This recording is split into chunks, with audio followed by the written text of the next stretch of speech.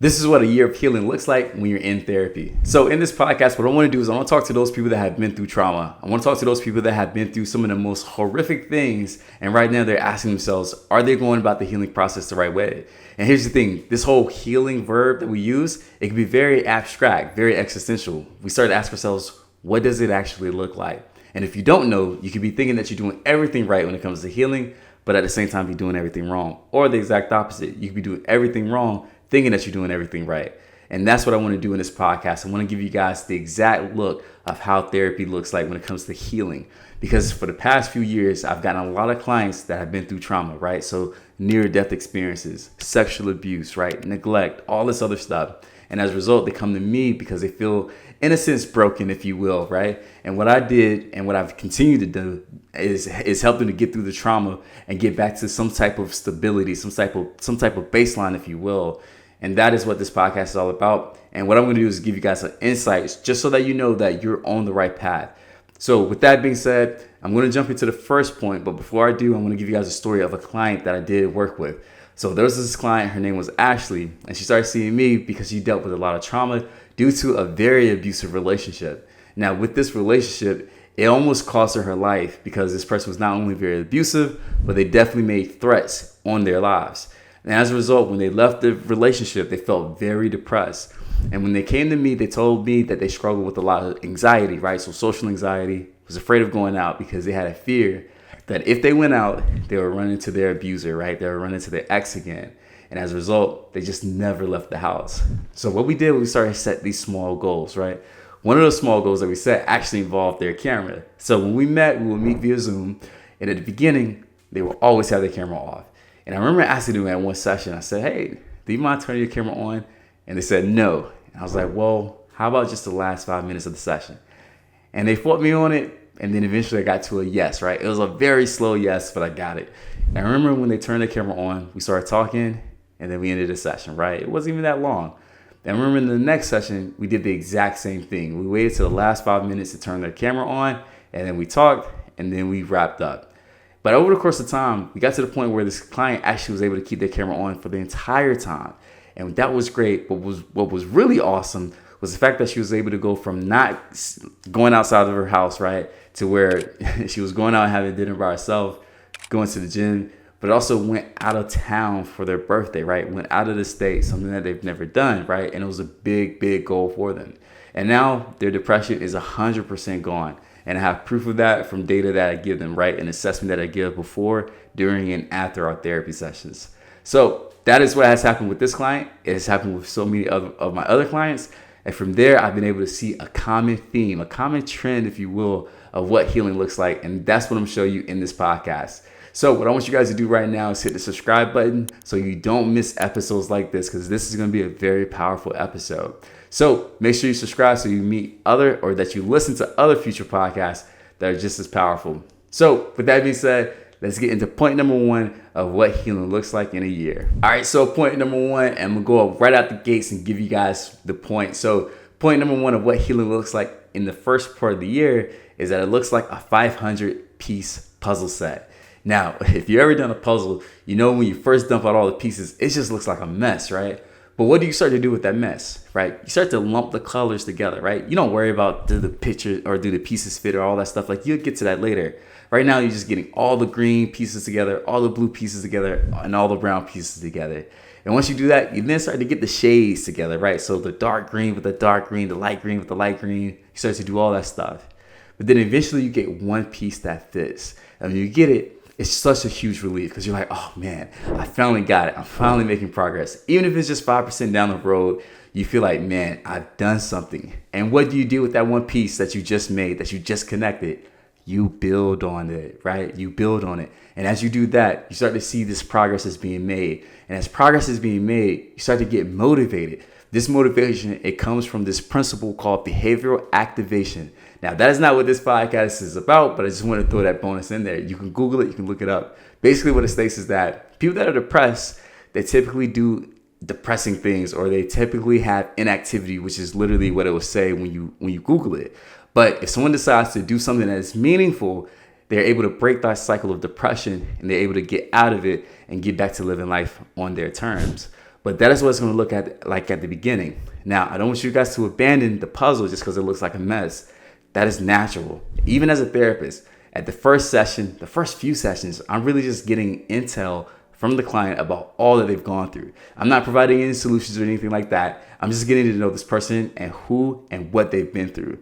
Once we get that stuff, we then look for that first piece to connect.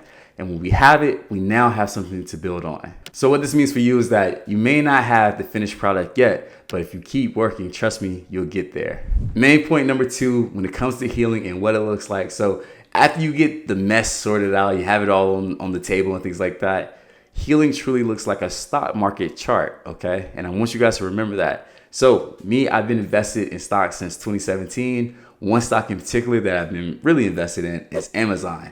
Now, if you are in Amazon or if you just know stocks, you know that they typically go up and down, right? They typically go up, down, up, down. But here's the thing. The trend that we all want is an upward trend, right? We all want them to be trending in the right direction, right? Now, here's the thing. When things like COVID happened, right, all stocks, they just plummeted. But if you stayed in that stock, over time, you saw that if the stock eventually went up. And actually, there was opportunity when you were at your lowest, right? When the stock was at its lowest, it was a great time to buy more. Now, what does this mean for you guys? Well, when you're in your therapy journey, when you're in your healing journey, you may suffer a setback, right? But because you have a setback, it doesn't mean what you're doing isn't working, right? And as a matter of fact, during that setback, there's a lot of opportunities that you can learn. There's a lot of new stuff that you and your therapist can now talk about because of this setback, right? And it'll make you stronger for the future. I don't want you guys to think that because things aren't going perfectly, it doesn't mean that things aren't going well. I think that's probably like the biggest myth people come into therapy with. They think that things have to be perfect. And when I say that, it's not just externally, but it's internally. What that means is I have to be free of sadness. I have to always be happy, or I have to always be confident in myself. Well, I'll tell those people that you have a very unrealistic view of therapy, and that's actually going to make your suffering even worse. So we want to make sure that we avoid that. So what I want you guys to do is to imagine what will your life look like when you're able to overcome that trauma. Same thing in the stock market. I want you to imagine what the stock would value mean to you once it goes to like its heights, right? Because as you know, over the course of a year, the stock has its highs and its lows. But imagine what would happen if that stock went to its peak, or if that stock doubled, right? Like you'd be like, wow, I'm so glad that I stuck with it. So what this means for you is that you need to, again, stick with the strategies that have gotten you here. Don't abandon ship just because things aren't going well. Because just like in stocks, if you jump ship when the stock is at its lowest, you can miss out on some future opportunities. You can miss out on some future gains. And that is the same thing with you. If you abandon, whether it's therapy, your workout routine, abandon your friends, like if you abandon what has gotten you this far, you run the risk of missing out on future gains, future opportunities as well. All right, main point number 3, and I love this one. This one's absolutely a gem, and it's simple, guys. Healing can look like a math test, but it's a math test where you have all the answers to. Now, here's the thing, guys. I've been in college. I'm sure you've either been to college, been to high school, you've taken some form of a test. And as you know, the test, even if it's hard, if you have a study guide, if you have the answers, you give yourself the best chances to be able to pass that test. But here's something even further I'll go. When you have the answer guide, you've studied, and also you have, let's say, a really great teacher, it makes it very hard for you to pass that class or to fail that class, right? It makes it very hard for you to fail that class, even though it is a hard class. So what I'm trying to say here, well, right now in front of you, with all these podcast episodes that you have, right? You have all the answers to help you to get through your trauma, right? You have all the answers to help you to get through your healing. But also you literally have a teacher right in front of you, and that's me. I'm your teacher. That's why I always ask you guys to subscribe to this channel, something you should do now. And I'll even tell you subscribe to my newsletter, which is in the bio of my podcast. When you do this, it gives you not only answers, but it gives you me as a teacher, right? When you have these two things and you're studying, you're doing the work, how can you fail, right? It makes it very impossible. Now, here's the thing. I want you guys to imagine if you had a hard test and you didn't have a study guide, you didn't have the teacher, you didn't study or prepare for the test, right? There's a good chance that you'll fail. And if you find yourself failing at this moment and you've been failing for a while, I'll ask you to ask yourself, why don't I have the right teacher? Why do I not have the lessons, right? The study guides and things like that. And why am I not studying? What that means is, why am I not taking actions in this part of my life? Because I've seen some people be really great at their businesses, their careers. I would even say I've seen people be great in relationships, But when it comes to the relationship with themselves, that's where they struggle. And that's what I want you guys to make sure that you're capitalizing on, right? Make sure that you capitalize on these free opportunities, especially the ones that I'm giving you in this podcast. So if you have the answers to the test, man, don't worry. You will get through that test. You will get through the trauma that you're going through. So what that means is that you have two options. You can continue doing things the hard way, which is doing things on your own, or you can choose the easy route, right? The easy route is the route that a lot of people like you have already chosen, and that's hiring me as a coach, joining this newsletter, or just simply subscribing to this channel. These are the options that are in front of you.